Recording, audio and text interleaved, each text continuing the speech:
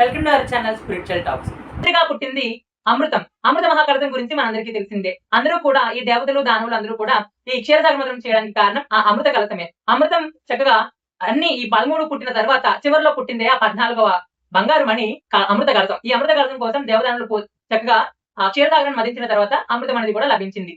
ఈ అమృతాన్ని దేవతలు దానవులు తాగాలని చెప్పి అందరూ కూడా ఉత్సాహంగా ఉంటారు. ఈ ఉత్సాహానికి శ్రీ మహావిష్ణువు తోడై దీనిని ఎలా ఎవరికి పంచాలి అనేది ఒక ఆలోచన నుంచి దేవతల్ని ఒక వరుసలోనో దానవుల్ని ఒక వరుసలోనో ఉంచుతారు. దీనికి వెంటనే దేవతలు దానవులు ఒప్పుకోరు. ఎందుకంటే ముందుగా దేవతలకు ఇస్తే దానవులు కోపడతారని చెప్పేసి వారిలో వారు గొడవ పెట్టుకుంటూ ఉంటారు. ఈలోగా స్వామి వారి మరొక అవతారాన్ని ఎత్తుతారు. వెంటనే ఒక చిక్కటి చాలా అందంగా ఉండేటువంటి దివ్యమైన ఒక స్త్రీ గాని చాలా అందంగా ఉండేటువంటి మోహిని రూపాన్ని స్వామివారు ధరిస్తారు. ఒక పెద్దటి జడ వేసుకుని అందమైన నగలు పెట్టుకుని చూడడానికి చాలా ముచ్చటగా అందంగా ఉండేటువంటి ఒక స్త్రీగా స్వామివారు మోహిని అనే నామంతో స్వామివారు వీరి దగ్గరికి ఆకర్షాన్ని పట్టుకుని వస్తారు.